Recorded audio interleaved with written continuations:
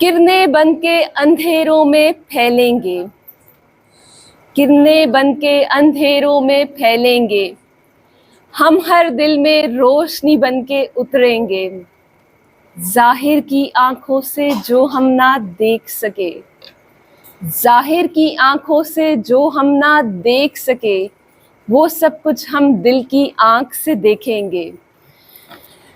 I am doctor عائشہ سلیم۔ آج مجھے doctor Ghulam Fatima نے the greatest personality on the crust of this earth invite کیا کہ میں آپ کے ساتھ ایڈریس کروں۔ ڈاکٹر غلام فاطمہ صرف ایک اسپیشل ایجوکیشنسٹ نہیں ہے بلکہ ایک بہت بہترین دل کی مالک ہیں، اعلیٰ ظرف ڈسیبلٹی کو سمجھنے والی اور اس کا احساس کرنے والی۔ بیٹا، اللہ تعالیٰ نے اس دنیا میں کسی بھی شخص کو بغیر آزمائش کے نہیں بھیجا۔ ہر شخص کو اللہ نے نوازا ہے اور ہر شخص کو اللہ نے آزمایا ہے۔ بے شک وہ ذات جس نے اس دنیا کو تخلیق کیا ہے، اس نے کسی ایک شخص کو ایسا نہیں بنایا کہ اسے انسانوں کے آگے مجبور کر دے۔ جس نے پیدا کیا ہے اس نے ہم میں سے ہر شخص کی کہانی لکھی ہے۔ جس نے اس دنیا میں بھیجا ہے اس نے اپنے علاوہ کسی کی محتاجی نہیں دی۔ اگر میں آپ سے اپنی زندگی کے بارے میں کچھ تھوڑا سا شیئر کروں، I am by birth visually impaired, اور ایک ایسی آئی سائٹ کی ڈیزیز ہے جو ٹریٹیبل ابھی تک دنیا میں نہیں ہے، جسے کہتے ہیں ریٹینائٹس پگمنٹوسا۔ اگر عام الفاظ میں آپ کو سمجھایا جائے تو آپ یہ سمجھیں کہ میرے آئی بال ٹھیک ہیں، دماغ سے جو آئی تک وائرنگ آ رہی ہے وہ وائرنگ خراب ہے، یعنی جو نروز آ رہی ہیں وہ نروز یا تو ڈیمیجڈ ہیں یا وہ سپلائی آف انفارمیشن نہیں کر رہی۔ اب اگر میں آپ کو یہ بتاؤں کہ میں اور میرے علاوہ میرے 2 بہن بھائی ویژولی امپیئرڈ ہیں۔ میں ساؤتھ پنجاب میں میرے والدین تھے، میں وہاں پیدا ہوئی۔ دنیا آپ کو آپ کی مجبوری اور معذوری سے آئیڈینٹیفائی کرتی ہے، لیکن یہ یاد رکھے جس رب نے پیدا کیا ہے وہ لوگوں کی زبانوں کو بولنا بھی سکھاتا ہے اور لوگوں کی زبانوں کو بند کرنا بھی سکھاتا ہے۔ میرے والدین نے پہلے ہم تینوں بہن بھائیوں کے لیے اسکول ڈھونڈا اور یہ طے کیا، میری ماں کو اللہ جنت نصیب کرے، وہ ہمیشہ کہتی ہوتی تھی، بیٹا میرا دل چاہتا ہے تم تینوں جہاں کھڑے ہو وہ جگہ مثال بن جائے، اور تم تینوں جہاں کھڑے ہو بیٹا وہاں صرف تمہارے بولنے کا انداز نہیں، تمہارا اٹھنا بیٹھنا چلنا ہر ایک چیز سے روشنی نکلے۔ تو ماں کی ہمت، باپ کی محنت اور اس رب کا کرم وہ آج اس مقام تک لے آیا ہے کہ میں آپ کے سامنے کھڑی ہوں۔ I am the first visually impaired جس نے 32 ایئرس کی ایج میں پی ایچ ڈی کی، serving in my university from 9.5 years۔ یعنی آپ یہ سوچیں کہ 26 سال کی عمر میں نے یونیورسٹی جوائن کر لی تھی۔ تو جس نے پیدا کیا تھا اس نے بہت اچھے پلانس بنائے تھے۔ میں مانتی ہوں بچپن بہت مشکل تھا، جب دل چاہتا تھا نا کہ کوئی میرے ساتھ کھیلے، اور اگر کوئی کزن یا کوئی کہہ دیتا تھا نہیں تم نہ کھیلو تم گر جاؤ گی، بڑی تکلیف ہوتی تھی۔ پھر میں اللہ تعالیٰ سے اکثر تنہائی میں بیٹھ کے یہ پوچھا کرتی تھی، اللہ تعالیٰ میں ہی کیوں؟ سب کو نظر آتا ہے، سب بھاگتے دوڑتے کھیلتے اچھلتے ہیں، میں کیوں نہیں بھاگ دوڑ سکتی؟ مجھے کیوں یہ خوف اور خدشہ لاحق رہتا ہے کہ میں کہیں ٹکرا جاؤں گی، میں کہیں گر جاؤں گی؟ جب میں اپنے ارد گرد لوگوں سے سنتی ہوں دیکھو کوسے قضا کا رنگ کتنا خوبصورت ہے، وہ پھول دیکھا ہے کھلتا ہوا کتنا خوبصورت لگ رہا ہے، چاند نکلا ہے تو چودھری کا چاند کیسا ہوتا ہے، صبح سورج جب نکلتا ہے تو اس کی ٹھنڈک کس قدر خوبصورت ہوتی ہے، شام کو جب سورج ڈوبتا ہے تو اس کے ڈوبنے میں بھی ایک سبق ہے، وہ دن کو ختم کرتا ہے اور رات کو راستہ دیتا ہے۔ یہ جب چیزیں دوسروں کی لفظوں میں سنتی تھی تو چشم تصور میں بار بار یہ آتا تھا کہ کاش میں بھی دیکھ سکتی، کاش میں بھی وہ رنگ و بو، وہ دنیا کی رانائی دیکھ سکتی جو میرے رب نے تخلیق کی ہے۔ بہت سال یہی جنگ کرتے ہوئے گزرے، کاش دیکھ سکتی۔ زندگی میں لیکن ایک مقام آیا جب میں نے ایک اپنے ٹیچر سے کہا 6 کلاس میں کہ سر میں تو ڈاکٹر بننا چاہتی ہوں لیکن میں وہ نہیں بن سکتی. تو میرے ٹیچر نے مجھے اس دن کہا بیٹا آپ PhD ڈاکٹر بن سکتی ہیں. وہ دن تھا جس دن مجھے ایک شمع ملی روشنی کی, اور مجھے یہ پتا چلا کہ راستہ تو اللہ نے میرے لیے بھی کھولا ہے. ہاں میں لوگوں کو انجیکشن نہیں لگا سکتی لیکن تعلیم اور ہمت کی راہ ضرور دکھا سکتی ہوں.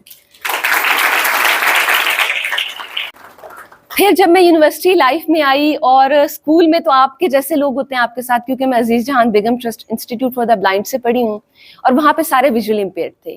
کبھی گرے, کبھی لڑکھڑائے, کبھی کوئی چوٹ لگی تو اگر کوئی اپنا ساتھی ہنس بھی پڑتا تھا تو برا نہیں لگتا تھا, اس لیے کیونکہ وہ بھی ہمارے جیسے تھے اور وہ ہمارا مذاق نہیں اڑا رہے ہوتے تھے.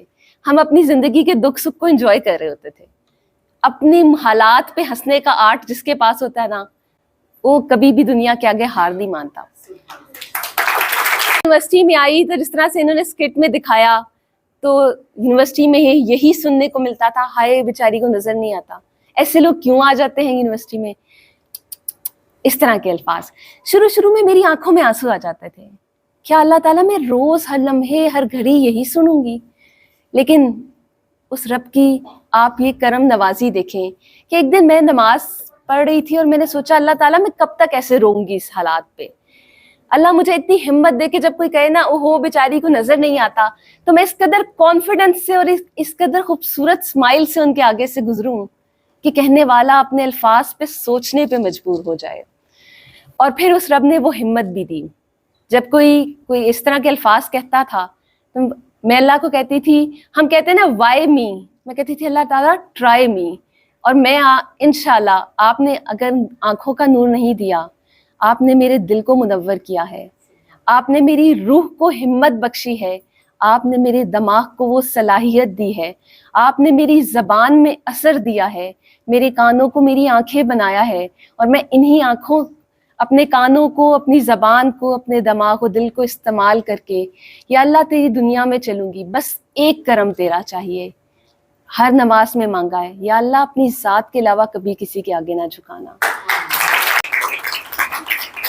اور ہمیشہ یہ کہا ہے کہ یا اللہ مجھے کبھی کسی کو اپنے منہ سے نہ کہنا چاہیے پڑے کہ مجھے مدد کی ضرورت ہے, تو غائب سے مدد بھیج دے. اور میں آپ کو سچ بتاؤں, پرسنز ود ڈسیبلٹی اپنی زندگی میں مشکلیں دیکھتے ضرور ہیں, لیکن اللہ کسی ایسی جگہ سے کرم کرتا ہے, کسی ایسی جگہ سے کوئی رہنما بھیج دیتا ہے, کوئی دوست بھیج دیتا ہے, کوئی احساس کرنے والا دل بھیج دیتا ہے کہ جو آپ کو محسوس بھی نہیں ہونے دیتا, لیکن آپ کے تکلیف کو, آپ کی تھوڑی سی مجبوری کو سمجھ جاتا ہے. تو بیٹا ہم اپنی زندگی میں آپ لوگ ہم سب بھی کسی نہ کسی آزمائش کا شکار ہیں. ڈسیبلٹی ہمیشہ ظاہری نہیں ہوتی, ہمارے اندر کی محرومیاں بھی ایک طرح سے ہمیں ڈسیبل کر دیتی ہیں. ہماری یہ فیلنگ کہ میں کسی سے شکل, صورت, عقل کسی نہ کسی چیز میں کم ہوں, یہ احساس بھی ہمیں ڈسیبل کر دیتا ہے. ڈسیبلٹی کیا ہوتی ہے بیسیکلی؟ یہ لگنا کہ میں کچھ نہیں کر سکتا. تو میرا بچپن سے یہ بلیو ہے کہ disability is not inability, is the inner ability to move on in life. آپ سب سے صرف اتنی سی التماس ہے کہ بیٹا جب کبھی کسی سے ملیں, ایسے شخص سے جو کسی نہ کسی امپیئرمنٹ کا شکار ہے, بول نہیں سکتا, سن نہیں سکتا, چل نہیں سکتا, یا آئی کیو اس کا ویک ہے, انسٹیڈ کہ ہم اسے ٹونٹ کریں, ہم اس کا سہارا بن جائیں. آپ یہ سمجھیں کہ اللہ نے آپ کو 2 کان دیے ہیں, ان میں سے ایک کان آپ کے سننے کے لیے اور دوسرا کان ان لوگوں کے لیے سننے کے لیے ہے جو سن نہیں سکتے. اللہ نے آپ کو 2 آنکھیں دی ہیں, ایک آنکھ آپ کی دنیا کو دیکھنے کے لیے ہے, اور ایک آنکھ اللہ نے آپ کو اس لیے دی ہے کہ جو دیکھ نہیں سکتے آپ ان کی آنکھیں بن جائیں. اور اللہ نے اگر آپ کو چلنے کی صلاحیت دی ہے تو آپ ان لوگوں کے ساتھ چلیں جن کو اللہ نے چلنے کی صلاحیت نہیں دی. یہ دنیا آزمائش ہے, اور اللہ نے ہمیں قرآن میں کہا ہے کہ بے شک میں نے انسان کو مشقت میں پیدا کیا ہے, اور وہ مشقت میں ڈالنے والا, نکالنے والا بھی وہی ہے. تو ہمیشہ یہ یاد رکھیں کہ پرسنز ود ڈسیبلٹی اس معاشرے کا حصہ ہیں, اور یہ اس معاشرے کا وہ حصہ ہیں جو ہمیں ہر لمحے یہ احساس دلاتا ہے کہ اللہ نے انسان کو اس قدر ہمت والا بنایا ہے کہ کوئی کمی بھی ہو کسی چیز میں اللہ نے اسے مجبور بھی کیا ہے، لیکن اللہ نے اس کو ہمت بھی دی ہے. تو وہ رب کی ذات کا کرم ہے ہم پہ.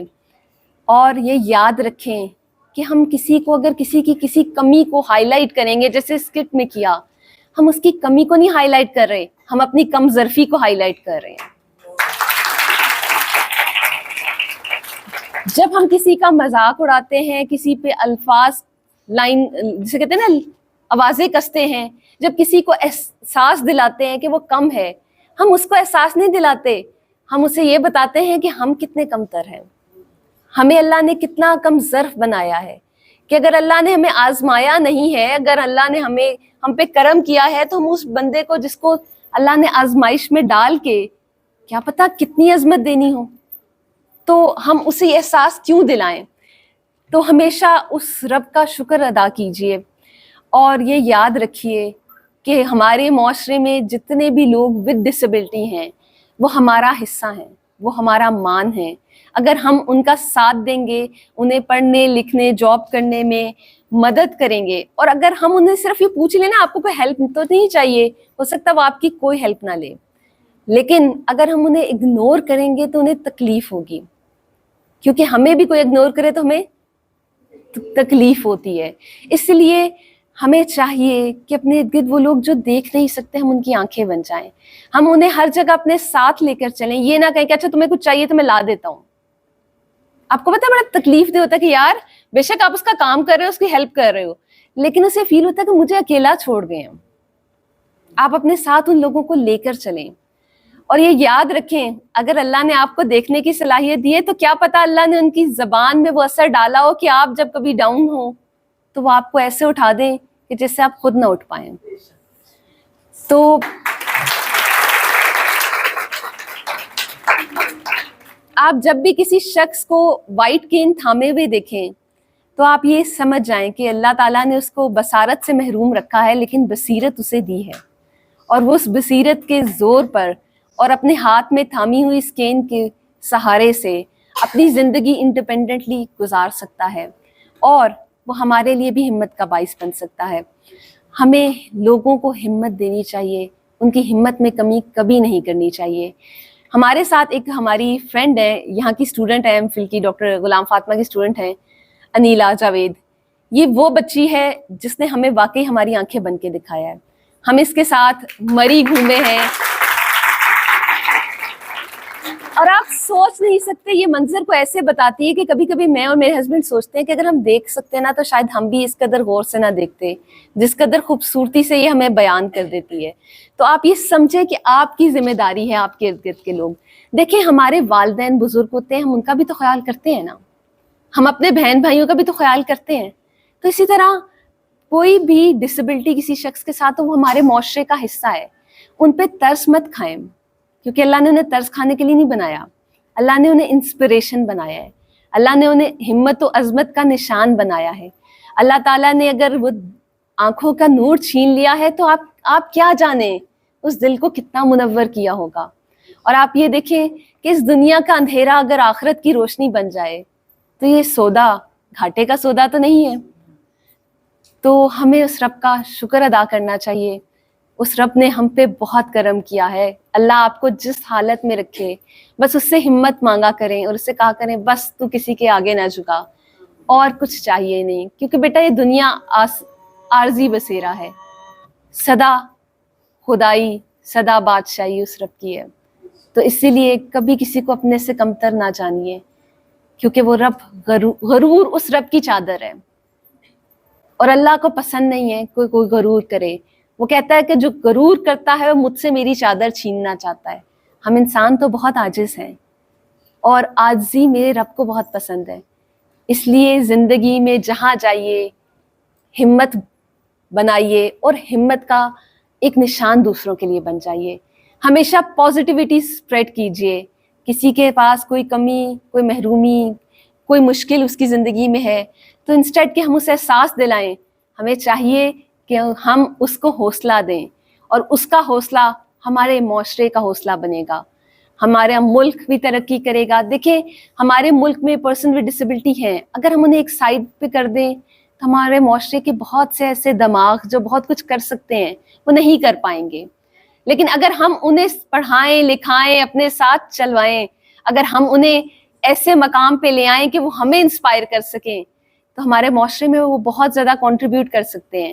اور ڈاکٹر غلام فاطمہ جیسے استاد وہ ہمارا حوصلہ ہماری ہمت بنتے ہیں، اور ہمیں سب کو چاہیے ہم ایک دوسرے کا حوصلہ اور ہمت بنیں.